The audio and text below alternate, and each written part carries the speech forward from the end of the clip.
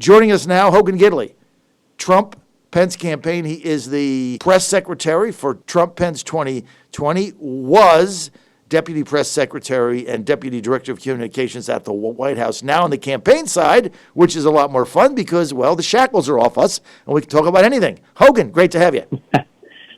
Thanks for having me on. I appreciate it. Okay, before we get to Kamala Harris and politics and Biden and polls, are we going to have SEC football in the fall? Hogan, yes or no? Goodness.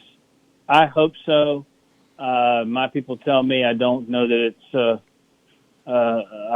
going to happen. I think it's going to be it's a little dicey there. It looks like some of the other conferences led the way and decided they were going to go ahead and cancel. I know the SEC wants to play. I know that a lot of the coaches have come out and said the kids are safer there than they are at home. But we'll wait and see what happens. It doesn't look too good right now, though.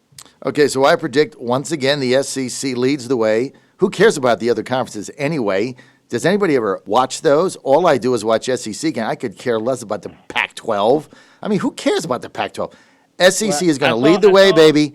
We're going to have football. They said they were going to cancel playing football, the Pac-12. I was like, did they play football? I was like, wait, what? Is this a new thing? Like, what happened? No, I did an Ohio show yesterday and tried to make that joke. It didn't fly, right? Quite land. Yeah. Didn't land as well. And I was like, yeah, the Pac-12 and the Pac-10 and the Big Ten. No, I don't think they play football. SEC football. But so I think they're going to go, and I think they're going to go conference only, which is great because you're going to get Ole Miss at Mississippi State at Ole Miss, Florida at Georgia, Georgia at Florida. They're going to have it's a great schedule. I think the SEC defies everybody, and they play. And then I think if they do that, the ACC will follow. All right, let's get down to business. Kamala Harris, I think this was a very cynical pick. She is it is the height of hypocrisy, Kamala Harris. But what is the take of the Trump campaign on Kamala Harris? We have long been saying that Joe Biden is just an empty vessel who has now been filled by the radical fringes of his party. And so while Joe Biden may be the face of the Democrat Party, he's not the heart. The heartbeat are the Ilhan Omars, the Rashida Tlaibs, the Bernie Sanders, the Elizabeth Warrens, and yes, the Kamala Harrises. And so what's interesting is this pick just, it solidifies his move and embrace of the radical left. She is one of the most radical members of the party. In fact, she has the most radical liberal voting record per several sources in the U.S. Senate, even more so than Bernie Sanders, and that's saying something. So, she holds all the positions that anybody should be terrified about with sanctuary city support and obviously a government takeover of your healthcare system. The things that should concern all Americans. She holds those positions very strongly, and so now that Joe Biden has selected her, it just solidifies that move to the left, and he's telegraphing to the entire political world that he has now decided that we should remake America in the image of some socialist nation, and I'll be danged if he's not doing it. Well, listen, the bottom line is what does Kamala Harris really bring to the ticket? What's different, right? But one thing you have to ask yourself is, Hogan, we all remember the first debate, and we all remember the plan hit she had. She called Joe Biden a racist. She chided him. She asked him for an apology, which he never gave. And then, of course, that was planned because at 10 p.m., as soon as the debate was off and they shook hands or whatever happened, they immediately started selling T-shirts on their website. So the whole thing was planned ahead of time. And we understand in the meeting she had with Biden, he really didn't hit it off with her. He didn't like her much. She never apologized to him. This is kind of an odd couple, don't you think? Or a match that doesn't seem to be... I just don't know what she brings to the ticket, Hogan. She's Bernie Sanders without the charm and without the crowds. I mean, basically. But I get your point in that, I mean, she literally called Joe Biden a sex criminal and a segregationist. So either she's lying then or she's lying now, because why in the world would you go work with someone you believe to be a sex criminal or a segregationist? Why would you not fight against them at every turn? So the hypocrisy obviously knows no bounds. The media is never going to call her out for that. That's fine. But no one votes for the bottom of the ticket. People vote for the top of the ticket. So Biden is still the one that we need to focus on. However, this pick is significant in the sense that Joe Biden himself has called his campaign, transitional, that he's not going to be there for long. He's even pointing to the fact, that he needed to make a good pick because he was very, very old, I think he said, in one of the rallies he gave to 10 people. But also, a vast majority of the people don't think he's going to continue on and make it to a second term should he be elected. They don't think he's going to serve a second term. So it puts a lot of emphasis by their own definition on the pick. Still, though, Biden is the one who's leading the way. Biden is the one who secured the nomination. He's the one who got a vast majority of the votes. So his embrace of these radical policies, whether it be the Green New Deal, killing 10 million energy jobs, or his pledge to raise taxes. I mean, we put out an ad the other day, I think it was yesterday, day before, these are all starting to run together, but he points out, that you better believe the first thing he's going to do is repeal the tax cuts of Donald Trump and raise your taxes. And everyone started cheering. So 80% of the American people are going to receive a tax increase of $4 trillion. It's historic. I mean, Hillary Clinton ran on a $2 trillion tax increase and lost. Joe Biden said $2 trillion. Hold my beer. I'm going 4. I'm going to double it. And then on top of that, as we start to get out of COVID, I'm going to saddle you with a bigger tax burden, and I'm going to flood the market by promising to grant amnesty to tens of millions of illegal aliens. How does that make any sense on rebuilding an economy? Makes no sense. This is all the things. Look, this is why they're hiding in the basement. This is why we call them #Hiding Biden. They don't want to address any of these. They certainly don't want to come out and do a press conference. I mean, I would like to see Kamala Harris. Normally, you pick somebody the next hour or day. You have a press conference, and you have both of the candidates up there, and you got all the reporters in. And Biden should start answering some of these questions, like, what about this tax increase?